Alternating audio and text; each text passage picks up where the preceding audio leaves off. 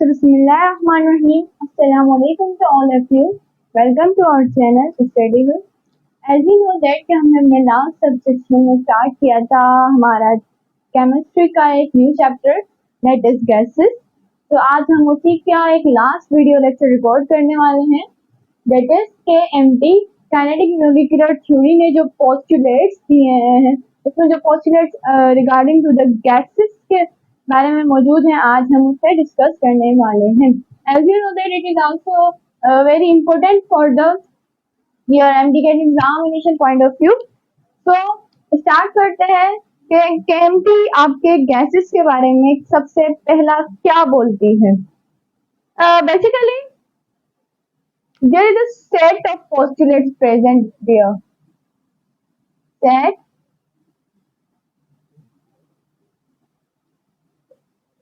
there is a set of postulates present in there. We can say that it is describing eye behavior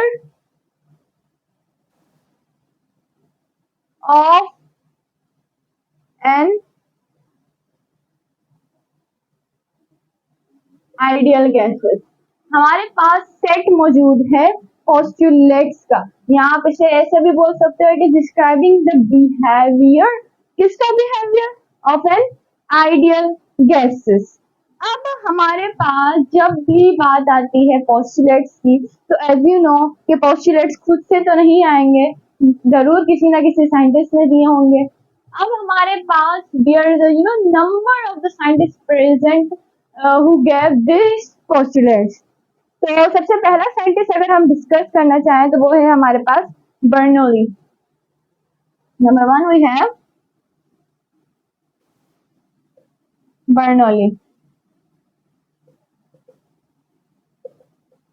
scientist. ठीक है, तो सबसे पहला हमारे पास बर्नौली है। ठीक है, इसके अगर हम ईयर फाइंड करना चाहें तो इट इज तकरीबन 1730 तक ये है कि इन्होंने मतलब पोस्टुलेट दिया था। अब इन्होंने आई थिंक 38 में भी अब इन्होंने क्या किया था, इन्होंने वो ये वही साइंटिस्ट थे जिन्होंने सबसे पहले हमें केएमटी के बारे में इंट्रोड्यूस करवाया। इन्होंने क्या किया, put forward KMT of yes. अब केएमटी क्या है आपको पता है, kinetic molecular theory, as you know that.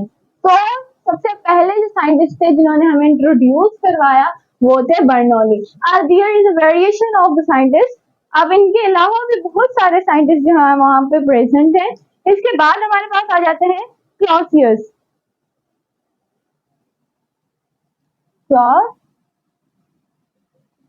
अब इन्होंने क्या किया था, first of all he was the one जिन्होंने ड्राइव की थी काइनेटिक इक्वेशन। और वो आपको पता है काइनेटिक इक्वेशन कौन सी है हमारे पास, PV is equal to PV is equal to 1/3 NC square. तो ये जो ये वाली हमारे पास जो मौजूद है इक्वेशन, काइनेटिक इक्वेशन, वो किससे ड्राइव की थी, आपके क्लॉसियस ने। और इसके अलावा इन्होंने डिड्यूस करवाया था all the gas class from kinetic equation. इन्होंने सारे गैस क्लास को डिड्यूस कर दिया, ऑल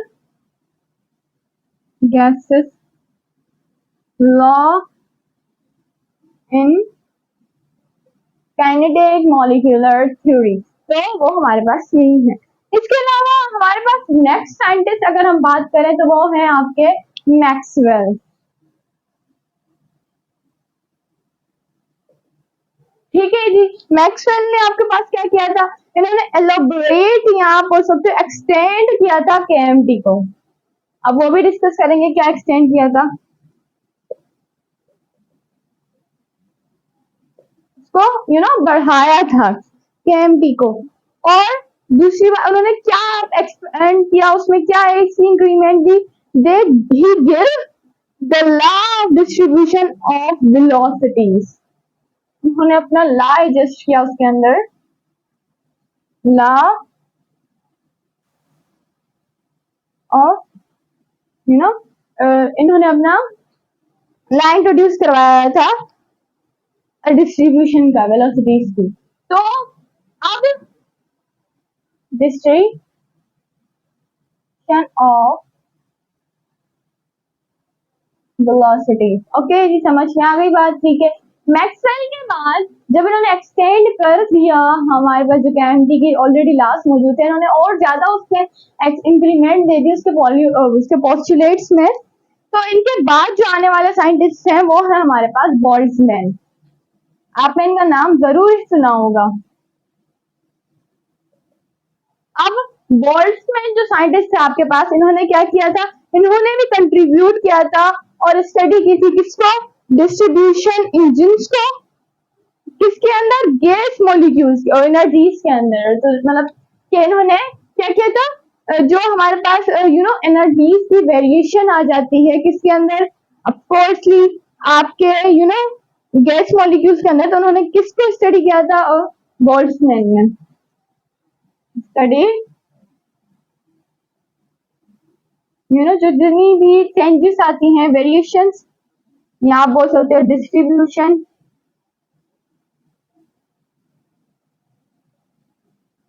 एनर्जीज के अंदर, ठीक है, ऑफ किसके, गैस की। गैस मॉलिक्यूल्स के अंदर जितनी भी एनर्जी की डिस्ट्रीब्यूशन आ जाती है, वो आपके पास किसने स्टडी की है, वो है बोल्ट्जमैन। इसके अलावा लास्ट में आपके पास साइंटिस्ट आ जाते हैं, most famous scientist ever van der Waals. अब वैन डर वाल्स ने क्या किया था, इन्होंने आप अभी तक जो पढ़ रहे थे वो थी सारी की सारी क्या थी आपके पास, आइडियल गैसेस के लॉज हैं। इन्होंने इंट्रोड्यूस करवाना चाहा, या आप बोल सकते हो कि जनरल गैस लॉ को इन्होंने मॉडिफाई कर दिया according to the real gases. Real gases के लिए इन्होंने उसको मॉडिफाई कर दिया था, और मॉडिफाइड इक्वेशन आपके पास एज यू नो दैट ये रही, P प्लस ए सर। पहली बात, अच्छा इसको लिखने से पहले मैं पहली बार डिस्कस कर दूं कि ये जो इक्वेशन हम लोग लिखने वाले हैं, ये है आपके according to the real gases, but इसकी सारी की सारी ये ऑल द कंडीशंस पर ये डिपेंड नहीं करेगी। आपके पास इसमें भी वेरिएशंस आती हैं, तब ही जाके कुछ ऐसी कंडीशन सेट करनी पड़ती हैं, तब जाकर रियल गैसेस जो है वो इस इक्वेशन पर पूरा उतरती हैं।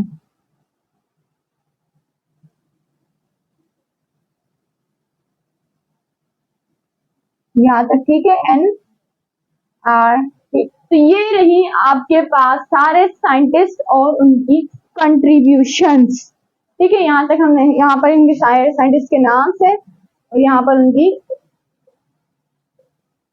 कंट्रीब्यूशन है, ठीक है। बात समझ में आ गई, आई होप कि आ गई होगी, ठीक है। यहाँ तक हमने डिस्कस कर लिया। अब I want you to memorise these scientist with their contributions, because इसमें से भी आपके पास MCQs बन सकते हैं, ठीक है। अब इसके बाद पोस्टुलेट्स को डिस्कस कर लेते हैं। तो सबसे पहला जो केमिस्ट्री बोलती है गैसेस के बारे में, कि वो पोस्टुलेट क्या है, there is no force of attraction between gas molecules। Gas molecules के अंदर किसी किस्म की कोई फोर्स ऑफ अट्रैक्शन नहीं होती। क्या ऐसा वाकई होता है? ऑफ कोर्सली नॉट, बिकॉज ये हम पढ़ रहे हैं आइडियल गैसेस के लिए। रिमेंबर दैट जो केमिस्ट्री के जितने भी पोस्टुलेट्स जो हमारे पास मौजूद हैं, वो सारे के सारे आप एक आइडियल गैसेस के लिए पढ़ रहे हो, ठीक है। सेकंड पोस्टुलेट क्या बोलता है कि गैस मॉलिक्यूल, जो गैस मॉलिक्यूल है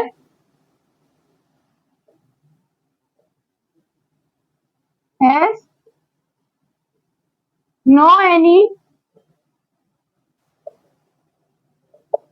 definite वॉल्यूम। गैस मॉलिक्यूल्स के पास किसी किस्म का कोई डेफिनेट वॉल्यूम नहीं होता। ये तो बात समझ में आ गई कि ठीक है। अब तीसरी पॉइंट आपके पास क्या है कि जितनी भी एवरेज वेलोसिटी होगी, now what is average velocity, के जितनी भी आप हमने डिस्कस किया था अपने लास्ट सेक्शंस में कि आप जितनी हीट प्रोवाइड करते हो उस सिस्टम को, तो उसके अंदर जब मूवमेंट होती है तो बेसिकली उसकी वजह से काइनेटिक एनर्जी प्रोड्यूस होती है। और आप काइनेटिक एनर्जी को अगर डिवाइड कर दो the number of molecules present in this container, तो then you will get the average velocity. समझ में आ गई।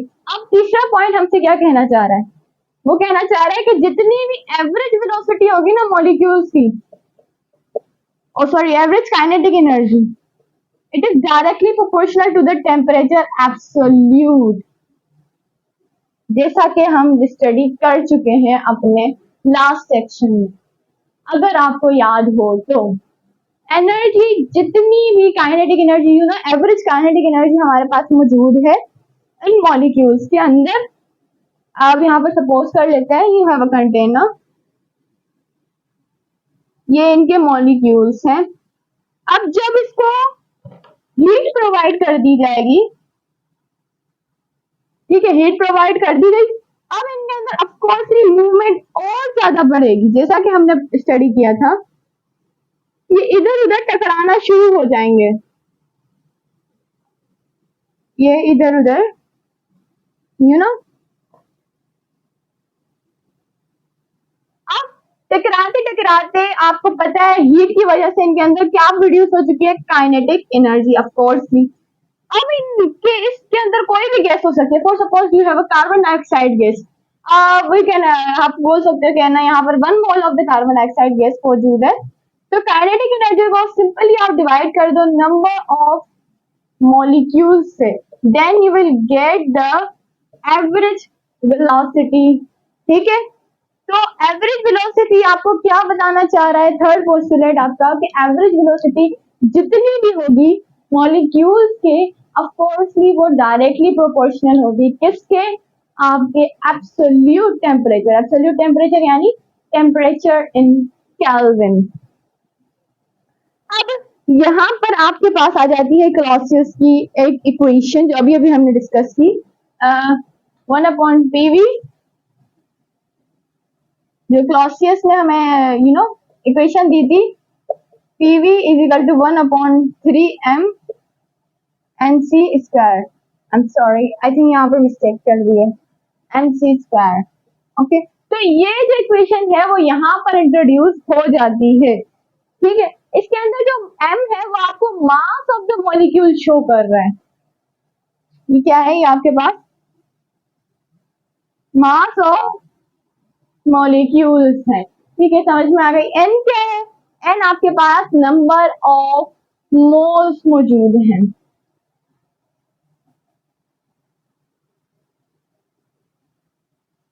यहां तक बात में समझ में आ गई। ये c क्या है, ये c हमारे पास न्यू इंट्रोड्यूस हुआ है, तो c एक आपके पास, पहली बात तो इसके ऊपर एक बार भी मौजूद है, इसे हम बोलते हैं c स्क्वायर बार। बार आपको रिप्रेजेंट कर रहा है प्रेशर, और c स्क्वायर अभी इसको डिस्कस करेंगे, अभी छोड़ दें थोड़ी देर के लिए। ठीक है, अब यहाँ पर अगर हम you know molar mass calculate करना चाहें, आपको पता है मोलर मास जब आप कैलकुलेट करना चाहते हो तो जितना भी मास होता है उसको आप सिंपली डिवाइड कर देते हो एवोगैड्रोस नंबर के साथ, तो आपके पास मोलर मास आ जाता है। अब c स्क्वायर बार क्या है, basically it is a mean, और वी कैन से दैट ये आपके पास एक मीन है, or we can say that the you know average square velocity, ये आपके पास एक एवरेज स्क्वायर वेलोसिटी है। अब अगर हम इस सारे फॉर्मूला को according to the C arrange करना चाहें तो आप किस तरह से अरेंज करोगे?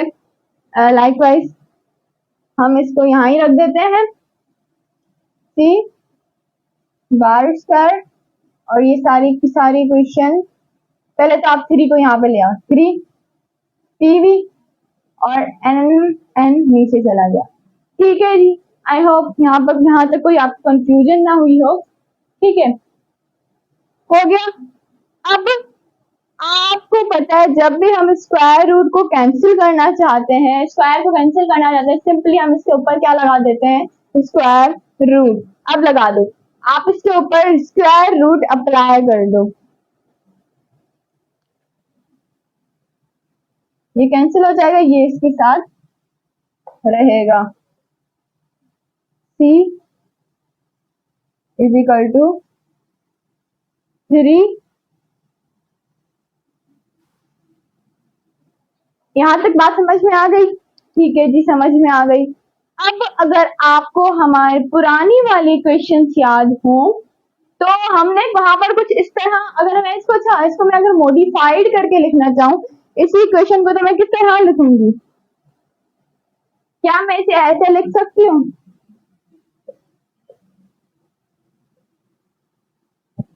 3 PV अपॉन N। क्या मैं इसे इस तरह लिख सकती हूँ? क्यों? N कहाँ गया? Number of mole.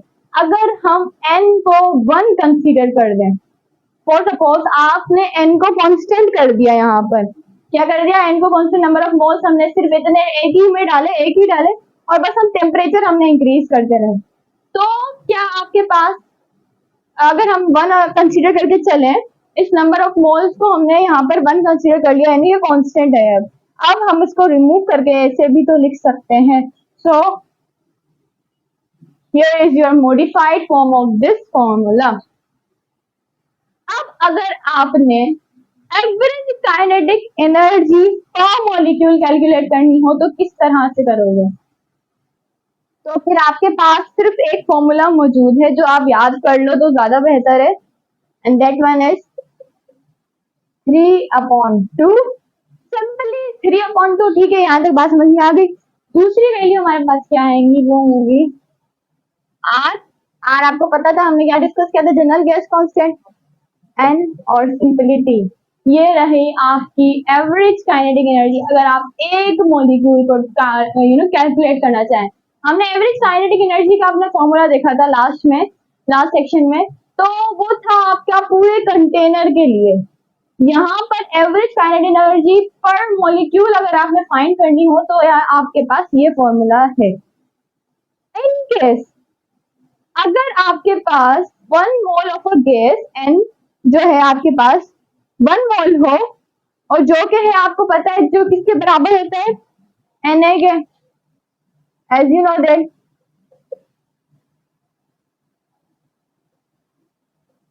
एक मोल जो गैस का होता है आपके पास, वो आपको सिंपली पता है कि वो एवोगैड्रोस वैल्यू के बराबर है, यानी कि 1 mole is equal to 6.02 into 10⁻⁻23। As you know that. समझ में आ गई बात? ठीक है।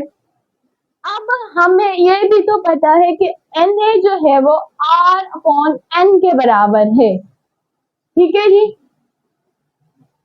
Na किसके बराबर है? R/N, यानी कि general gas constant divided by the N। अब अगर एवरेज काइनेटिक एनर्जी का हम मॉलिक्यूल का फॉर्मूला जो है वो मॉडिफाइड करके लिखना चाहें तो क्या हम इसे इस तरह से लिख सकते हैं?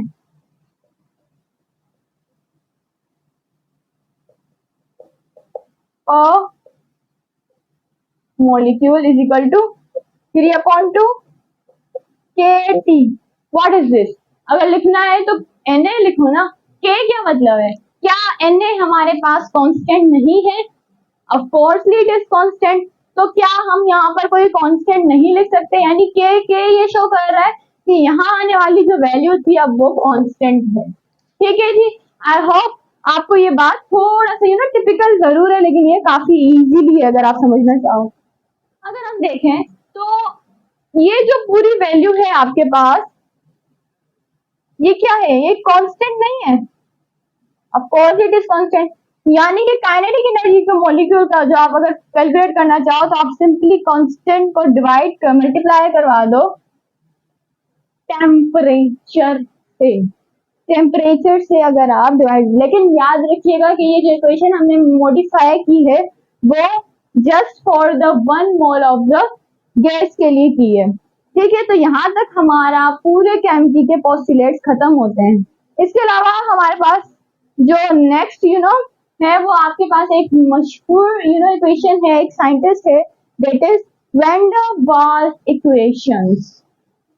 अब वैन डर वाल की अगर हम इक्वेशन की बात करें तो आपको पता है कि उसने किसको मॉडिफाई किया था, TV is equal to NRT बटरवेट। उसने यहाँ पर PI और V फ्री को लिया था मॉडिफाई करने के लिए। अब PI यानी प्रेशर जो है आइडियल गैस का, किसका pressure, ideal gas pressure. As you know that ideal gas pressure के अंदर कोई भी अट्रैक्शन नहीं होती। और V फ्री यानी क्या, वॉल्यूम फ्री होगा, यानी कि कंटेनर के अंदर वॉल्यूम ये नहीं होगा, नो, यहाँ पर फ्री स्पेस मास को लिया है उसने, स्पेस मास को लिया है, किसने, वैन डर वाल्स ने। अब उसने क्या किया कि इन दोनों चीजों को, स्पेशली प्रेशर और वॉल्यूम जो है उनको मॉडिफाई किया, प्रेशर एंड वॉल्यूम मॉडिफाइड, और उसने अपनी एक न्यू इक्वेशन क्रिएट कर दी, लेकिन जो NRT थे उसने उसको छेड़ा तक नहीं। P plus AN square, as you know that N V minus B, right? Yeah. अब यहाँ पर अगर हम देखें तो आपके पास प्रेशर और वॉल्यूम को उसने मॉडिफाई करके लिख दिया। अब यहाँ तक तो समझ में आ रहा है, प्रेशर है ये N स्क्वायर यानी कि number of the moles, volume यहाँ पे वॉल्यूम।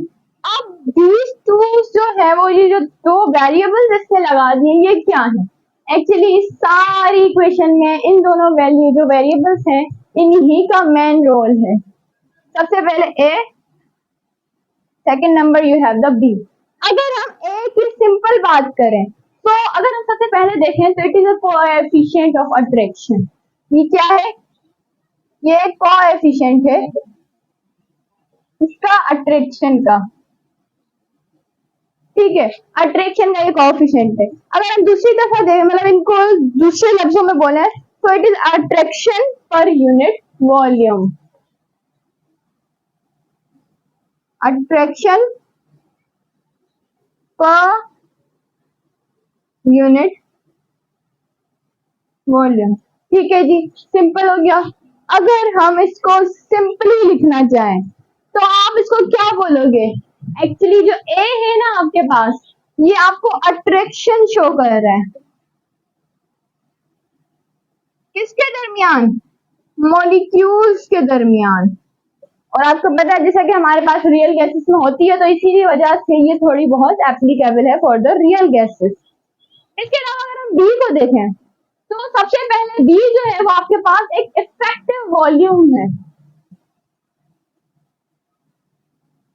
इफेक्टिव क्या है आपके पास, ये एक इफेक्टिव वॉल्यूम को शो कर रहा है। और अगर हम दूसरे लफ्जों में बोले तो it is excluded volume from volume molecule, excluded volume पर मॉलिक्यूल। एक मॉलिक्यूल के अंदर एक एक्सक्लूडेड वॉल्यूम है ये भी। अगर हम इसको तीसरे मतलब एक तीसरी वर्ड में अगर आप डिफाइन करना चाहें तो it is a incompressible volume, जिसको आप कंप्रेस नहीं कर सकते, कंडेंस नहीं कर सकते। कंप्रेसिबल। अगर हम इसको भी सिंपल लफ्जों में अगर आपको बताना चाहें तो it is showing the size of molecule.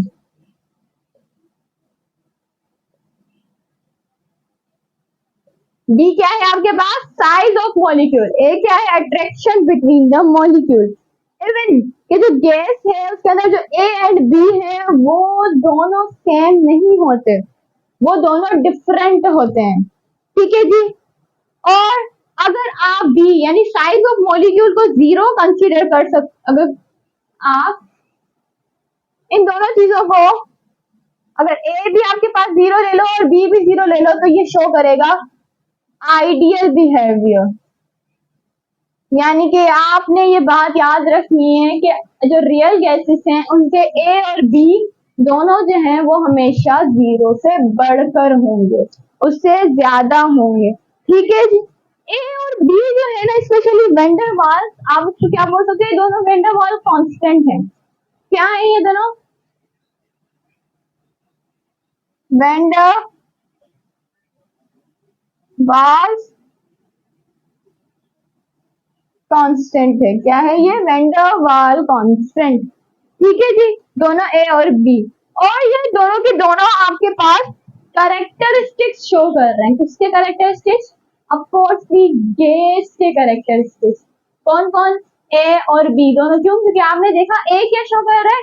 It is attraction between the molecule and B is showing the size of molecule. Of course these both are the characteristics of a gas. ठीक है।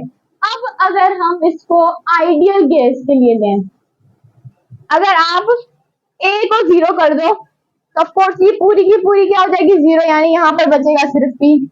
अगर आप इसको B को zero कर दो ideal gas तो फिर ये क्या बचेगा यहाँ पर? बी। और एनआरटी सेम। क्या ये वही इक्वेशन नहीं बन गई? General gas equation.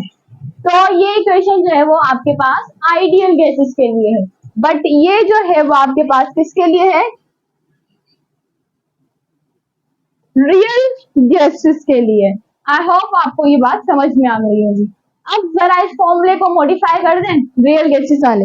अगर हम इसे लें 1 मोल के लिए तो अगर आप n की वैल्यू 1 कर दो तो जहां जहां n लगा हुआ है वो कैंसिल हो जाएगा। P is equal to A upon V bracket close. n यहाँ पर आप देख सकते हो V माइनस n जो है वो 1 है तो यहाँ पर सिर्फ B बचेगा इज इक्वल टू n। यहाँ पर भी कैंसिल हो जाएगा। ठीक है। तो ये बन गया आपके पास जो फॉर्मूला बोल सकते हो आप फॉर द 1 मोल। अच्छा, यहाँ पर भी स्क्वायर है। It is the formula for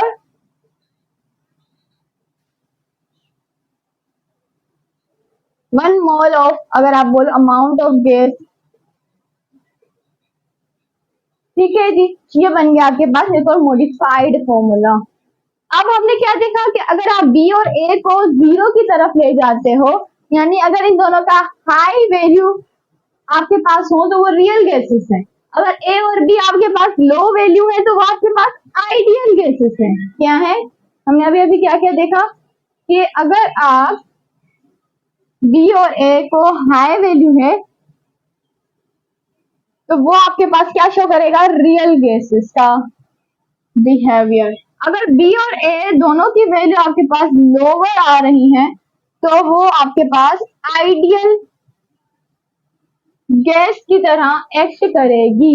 ठीक है जी। समझ में आ गई बात? ठीक है, कंटिन्यू करें। ओके। अब आपको पता है कि गैस को किसके अंदर हम लोग कंप्रेस करते हैं? ऑफ कोर्स लिक्विड के अंदर। किसके अंदर? लिक्विड के अंदर। अब अगर आप इंक्रीज कर दो इनकी interaction between molecules of a gas, क्या गैस लिक्विड में कन्वर्ट हो जाएगी? ऑफ कोर्स, क्योंकि लिक्विड में गैस के मुताबिक ज्यादा अट्रैक्शन होती है मॉलिक्यूल्स के दरमियान, तभी वो थोड़ा थोड़ा करीब होते हैं। ठीक है जी। आई होप कि यहाँ तक बात समझ में आ गई होगी। अब इसके बाद हम इनके यूनिट्स भी तो डिस्कस करने हैं ए और बी के। तो अगर हम इन दोनों के यूनिट्स डिस्कस करें यहाँ ए का, यहाँ बी का। आपको पता है कि यूनिट्स हम किससे बनाते हैं? ऑफ कोर्स इसके फॉर्मूला से। अगर हम इस फॉर्मूला को ए के लिए अरेंज करना चाहें तो ये किस तरह बनेगा? A is equal to P V square upon T B. B यहाँ से ऊपर चला गया, ये एन नीचे रह गया, एन स्क्वायर। ठीक है, ये आपके पास ए के लिए फॉर्मूला अरेंज हो गया। अगर आप इसको बी के लिए अरेंज क्या ही करोगे, क्यों? क्योंकि बी के पास सिर्फ एक एन बी तो है, तो आप इसका सिंपल फॉर्मूला, आप इसका जो अब यूनिट बोलो तो वो आप सिंपली क्या लिख सकते हो? इसका आप लिख सकते हो बी के आप डीएम क्यूब फॉर्म, या आप इसको सेंटीमीटर क्यूब मोल भी बोल सकते हो भी। अब अगर हम इसको यूनिट लें, प्रेशर का आपको पता है कि हम एटमॉस्फेरिक प्रेशर भी लेते हैं, इसका हम बार भी लेते हैं, इसका न्यूटन मीटर सेकंड भी लेते हैं। वॉल्यूम का आपके पास डीएम क्यूब। अब एन का आपके पास नंबर ऑफ मोल्स, आप इसको मोल से शो करते हो। अगर हम लिखना चाहें तो किस तरह से लिखेंगे? एटमॉस्फेरिक प्रेशर एटीएम बी यानी डीएम क्यूब स्क्वायर। अगर आप डीएम क्यूब स्क्वायर लोगे तो यह प्लस 6 बन जाएगा पर एन स्क्वायर यानी मोल स्क्वायर। ठीक है जी। अगर आप इसको ऐसे लिख दो एटीएम डीएम 6 मोल इनवर्स, तो ये बन गया आपके पास एक फॉर्मूला। अब अगर हम एसआई सिस्टम की बात करें तो एसआई में हमारे पास P का प्रेशर का क्या फॉर्मूला आता है? यूनिट आता है एनएम न्यूटन मीटर स्क्वायर पर वॉल्यूम, फिर आप उसका ले लो डीएम क्यूब और पर मोल स्क्वायर। अगर आप इन दोनों को देखो तो यहाँ पर ये आप देख सकते हो, अब डीएम क्यूब के ऊपर आपके पास स्क्वायर है, यानी कि अगर हम इसकी वैल्यू को खोल कर लिखना चाहें तो इट इज +6। ये दोनों आप देख रहे हो। अब इन दोनों को आपने जस्ट, अब आपको पता है न्यूटन पर मीटर स्क्वायर होता है फोर्सली, तो आप इन दोनों की वैल्यूज को सिंपली मीटर मीटर को आप कैंसिल कर सकते हो। न्यूटन मीटर माइनस, अगर आप देखो +4 और डी पर mole square. So here is your second formula for the D. अगर आप इस डी को भी हटाना चाहें तो इसको भी आप हटा सकते हो। क्यों? क्योंकि आपको पता है कि डी जो है वो आपके पास किसके बराबर होता है? ऑफकोर्स ये आपके पास बराबर होता है, अगर हम डी को सिंपली कैंसिल कर दें तो आप अगर मीटर 6 ही ले लो। अगर आप, क्यों? क्योंकि आपको पता है कि जो वॉल्यूम है उसका एसआई यूनिट आपके पास क्या होता है? Metre cube. तो मीटर क्यूब का हमने m6 ले लिया, और अगर आप इसको अब अरेंज करना चाहें तो किस तरह हो सकता है? -4 सॉरी प्लस का 4 न्यूटन मीटर +4 पर मोल स्क्वायर। ठीक है जी, यहाँ तक बात आपको क्लियर हो गई। तो ये रहा आपके पूरे के पूरे वंडर वाल इक्वेशन। अब इसके अलावा गेज के मुताबिक आपके पास सिर्फ एक टॉपिक रहता है और वो है आपके कंप्रेसिबिलिटी फैक्टर्स। तो कंप्रेसिबिलिटी फैक्टर क्या है आपके पास? एक्चुअली अगर आप सिंपल वर्ड्स में से बोलना चाहो तो it is the movement of ideal gases. What is this? This is the movement of the ideal gases. अब जितनी भी आइडियल गैसेस हैं आपके पास उनको आप मेजर किस तरह से करोगे? आप अगर आप बोलो कि ना आइडियल बोलो, या आप बोलो कि identity of the gases, identity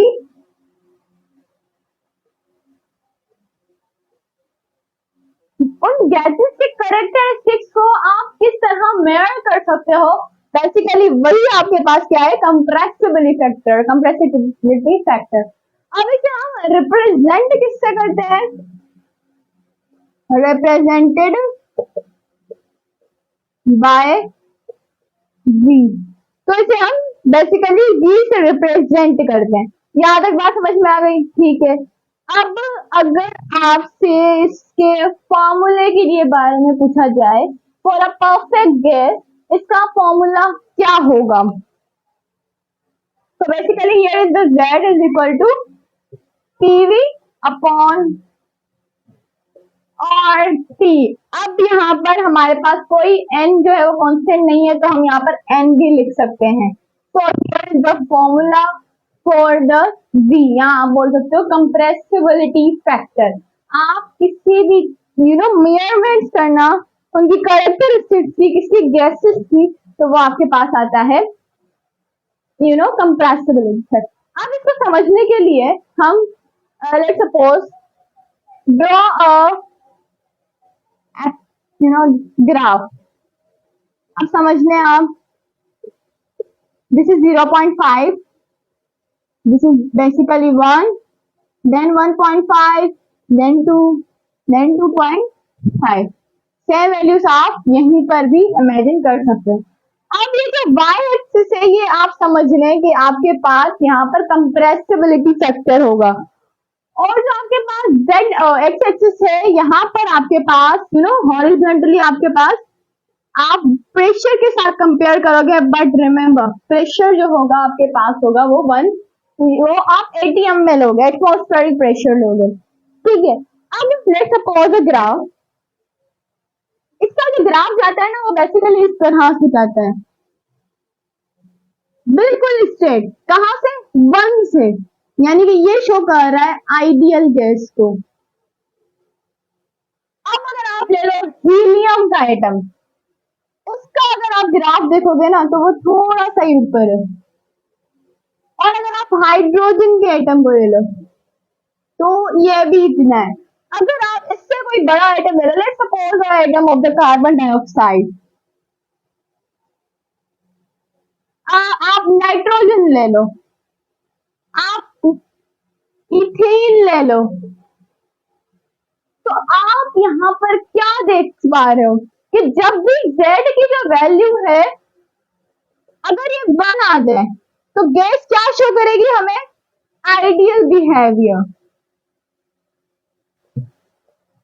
अगर कोई आपके पास, अगर आप 1 के बराबर नहीं है, अब वो आपसे ग्रेटर देन द 1 है।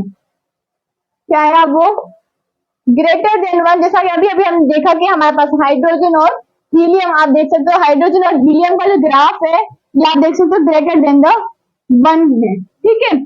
तो अगर ये ग्रेटर देन द 1 है, जैसा कि अभी हमने हाइड्रोजन और हीलियम के केस में देखा, तो फिर आप इसको ऐसा भी बोल सकते हो कि ये एक डोमिनेंट एक्सपेंशन है, या आप इसको बोल सकते हो वेरी डिफिकल्ट टू लिक्विफाई। आप इसको इतना इजीली लिक्विफाई नहीं कर सकते। ये क्या है? एक्सपेंशन, डोमिनेंट एक्सपेंशन है, remember that. And can't be liquefy. ये आप इसको इतना इजीली, गैसेस है ना, आप गैसेस को हमें लिक्विड में कन्वर्ट करना, तो आप ऐसी गैसेस जिसकी V की वैल्यू आपके पास ग्रेटर देन द 1 हो उसको आप इजीली लिक्विफाई नहीं कर सकते। अब इसका रीजन क्या है? बेसिकली ये हमारे पास एक लॉ आता है जो आप बोल सकते हो कि ना, मतलब कि ये जो वैल्यूज हैं ये लिक्विफाई नहीं कर सकती। क्यों? क्योंकि इनके जो बॉइलिंग पॉइंट्स हैं वो काफी हार्डेस्ट हैं। इसी वजह से आप इनके पास, आप ऐसा भी बोल सकते हो, इट इज एक्सपेंशन डोमिनेंट, ये ज्यादा एक्सपेंडेड है। अगर यहाँ पर अब आप दूसरा केस नोट करो कि यहाँ पर आप देख सकते हो जो 1 की वैल्यू है वो नीचे, यानी gas, carbon dioxide, nitrogen, ethane, इनकी वैल्यूज जो आप देख सकते हो इजीली कि वो 1 से बिलो जा रही हैं। यानी अगर हमारे पास जो V की वैल्यू है वो लेस देन द 1 है, तो आप यहाँ पर एक्सपेंशन डोमिनेंट फेस कर रहे थे, अब आप करोगे कंप्रेशन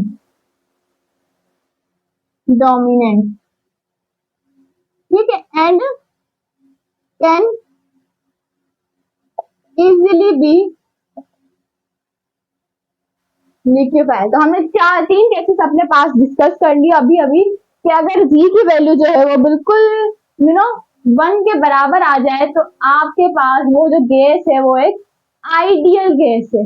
अगर आपकी वन की वैल्यू जो है वो बी की वैल्यू जो है वो ग्रेटर देन द वन है, तो इट इज यू नो आपके पास से थोड़ा सा रिजेंबल जरूर रखेंगे आइडियल गैसेस से। अगर आपके पास क्यों, क्योंकि रिजेंबल क्यों रखते हैं, क्योंकि आइडियल गैस में लिक्विफाई नहीं होती जितना भी आप उनको कंप्रेस कर दो। अब अगर बी की वैल्यू वन से लेस देन आती है, तो वो तो कंप्लीटली आपके पास रियल गैसेस हैं और वो लिक्विफाई हो सकती हैं, क्यों, क्योंकि वो एक रियल गैसेस को शो कर रहा है आपका ग्राफ। अब यहाँ पर हम एग्जांपल किस किस की ले सकते हैं देखें, जैसे कि हमने अभी भी डिस्कस किया कार्बन डाइऑक्साइड, नाइट्रोजन, इथीन, या आप कोई अमोनिया का कंपाउंड ले लो, तो उन सबकी जो है ना वो जी की value less than the one ही आएंगी। ठीक है, आई होप आपको यहाँ तक कहानी बिल्कुल अच्छे से समझ में आ गई होगी। तो यहाँ तक था आपका compressibility factor. Now let's compare the ideal gases with the non ideal gases characteristics. अगर आप आइडियल गैसेस की बात करते हो, तो सबसे पहली पॉइंट कि ये जो आइडियल गैसेस हैं आपके पास, it obeys all gas laws. हर गैस लॉ जो भी आपके पास मौजूद है, बॉयल्स लॉ, एवोगेड्रोस लॉ या चार्ल्स लॉ या जनरल गैस, तो ये सारे के सारे लॉस कौन ओबे करता है आपके पास? Ideal gases. अगर हम नॉन आइडियल गैसेस की बात कर रहे हैं, तो दे डोंट ओबे दी गैस लॉस। ये आपके पास सारे के सारे गैस लॉस को ओबे नहीं करती। ठीक है, ये हो गई एक पॉइंट जो हमें पता है, अभी तक हम डिस्कस यही करते आए हैं। इसके अलावा अगर आप बोलो कि आइडियल गैस जो है वो आपके पास एक परफेक्ट गैस है, परफेक्ट गैस यानी कि इसका आप वॉल्यूम जीरो तक भी लेकर जा सकते हो, टेम्परेचर भी आप इसका जीरो तक लेकर जा सकते हो। इन द केस के जो नॉन आइडियल गैस है वो आपके पास रियल गैसेस हैं। अब आपको पता है जब भी कोई परफेक्ट गैस होती है, तो ऐसी कोई गैस रियल लाइफ में एग्जिस्ट ही नहीं करती, लेकिन वो तो रियल गैसेस हैं। इसके अलावा अगर हम दूसरा पॉइंट देखें, तो यहाँ पर हमने एक वैन डर वाल्स इक्वेशन पढ़ी थी जो रियल गैसेस के लिए थी। तो उसमें अगर ए और बी की वैल्यू हमने देखा, ए और बी अगर वो जीरो तक आ रहे थे, तो वो हमने बोला कि आइडियल गैसेस है। बट अगर ए और बी की वैल्यू ग्रेटर देन जीरो थी, तो हमने उसे बोला कि ये एक नॉन आइडियल बिहेवियर शो कर रही है गैसेस का। ठीक है जी। इसके अलावा हमने एक और चीज भी पढ़ी कि यहाँ पर किसी किस्म की कोई अट्रैक्शन मौजूद नहीं होती between the molecules of the gases, और आप बोल सकते हो यहाँ पर ना ही अट्रैक्शन मौजूद होती है और ना ही repulsion. On the other case जहां पर अट्रैक्शन भी होती है और रिपल्जन भी होती है, किसके अंदर? गैसेस के अंदर। ठीक है जी, आई होप यहाँ पर समझ में आ गई। अब अगर हम तीसरा इससे आगे वाला पॉइंट देखें, तो क्या आप आइडियल गैसेस को लिक्विफाई कर सकते हो? Of coarsely not. हमने ये डिस्कस भी किया था कि आप ऐसी गैसेस को लिक्विफाई नहीं कर सकते। ऑन द अदर हैंड जो आपके पास नॉन आइडियल गैसेस है, इट कैन बी लिक्विफाई, और ये आप पढ़ भी चुके हो अपने HSC लेवल तक। ठीक है, उसके अलावा अगर हम इनके क्रिटिकल टेम्परेचर की बात करें, जो कि हमने डिस्कस किया था अपने चार्ल्स लॉ में, तो इनका जो क्रिटिकल टेम्परेचर होता है आइडियल गैसेस का, जैसा कि आपको पता है, इट इज वेरी लो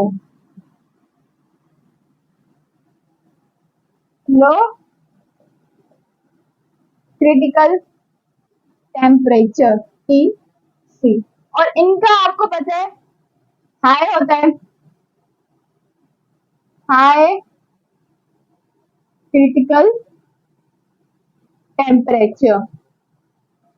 इनके पास TC जो है आपका पास वो बहुत ही लो होता है, और उनका थोड़ा सा मतलब आप उनको बोल सकते हो कि वो हाई होता है। अब अगर आप एग्जांपल ले लो, लाइक आपके पास जो हीलियम है, थोड़ा सा ये आइडियल गैस की तरह ये बिहेव करती है, जिसका क्रिटिकल टेम्परेचर आपके पास कितना है, तकरीबन तकरीबन -268 डिग्री ठीक। तो ये आपके पास हीलियम गैस का क्रिटिकल टेम्परेचर, जैसा कि अभी अभी हमने डिस्कस किया था कि इसकी जो कंप्रेसिबिलिटी के फैक्टर की वैल्यू थी 20 है, वो अबव आ रही थी। दैट्स व्हाई ये थोड़ा बहुत आइडियल गैस बिहेवियर शो करता है। इसके अलावा हमने एक और मॉलिक्यूल, एक और एलिमेंट भी पढ़ा था, और वो क्या था आपका हाइड्रोजन। तो हाइड्रोजन की अगर हम वैल्यू देखें तो इट इज 238 समथिंग। तो इनका जो क्रिटिकल टेम्परेचर है वो आप देख सकते हो बिलो है। और अगर आप on the other hand unideal gases का जो देखोगे, अगर टेम्परेचर किसी भी आप उठाकर एलिमेंट या मॉलिक्यूल का क्रिटिकल टेम्परेचर चेक करना चाहें जो नॉन आइडियल बिहेवियर शो कर रहा है, तो उसका हमेशा हाई होगा as compared to the ideal gases. So students, that's all our gases. आज का गैसेस का चैप्टर यहीं पर ही खत्म होता है। इंशाल्लाह अब आपसे नेक्स्ट चैप्टर में मुलाकात होगी। तब तक के लिए अल्लाह हाफिज़, take care and thanks for watching.